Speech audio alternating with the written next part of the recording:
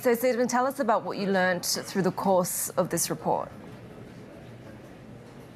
You know, I think one thing to remember is that there are a few countries that have experienced what Japan has experienced. 12 years ago, the Fukushima disaster shut the nation's 54 operating nuclear reactors. They had to depend on fossil fuels overnight, and there was a widespread disdain for nuclear energy because a chunk of the Fukushima prefecture had to evacuate. Through the reporting from my colleagues in Tokyo, they spoke to some of the folks who had to evacuate and have gone back to the towns since the radiation levels have dropped. And overall, they've found that while there is still a view that nuclear power is dangerous and should be taken very seriously, there's also a view that in the midst of the energy crisis and rising power bills and security concerns, especially since Japan depends on LNG, that perhaps nuclear is one of the futures for the country. A country like Japan that is very dependent on overseas energy suppliers and has no natural resources. Nuclear can make sense, according to the analysts that we spoke to, if it's done safely. And for all intent and purposes, Japan has 33 operable reactors, but only a third of them have restarted under new post-Fukushima safety rules.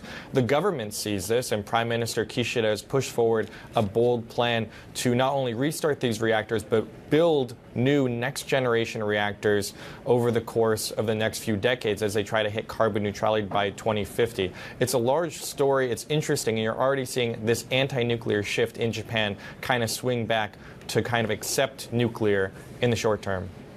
Yes, Stephen, I was living in Japan during the 2011 earthquake, tsunami, and subsequent nuclear disaster, and covering that story was amazing. I wouldn't have been able to imagine that the tide would turn just 12 years later.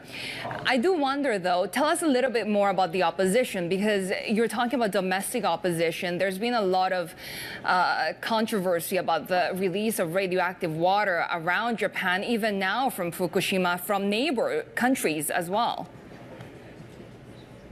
Absolutely. You know, just to say that there has been a swing back and the public does support nuclear, when you look at the polls, it's just by a tiny margin.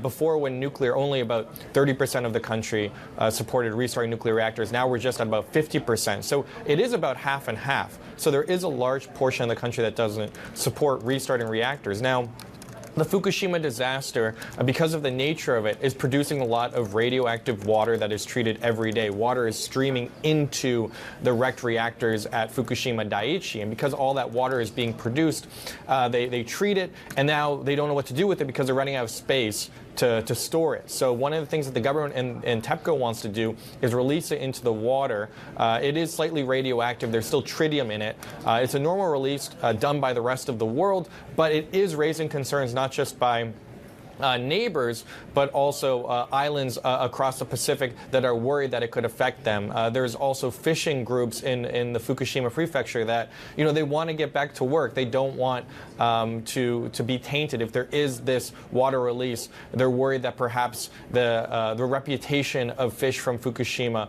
will again be hit and their business could be affected. So there is still a strong anti-nuclear movement, but it has faded compared to where we were about a decade ago.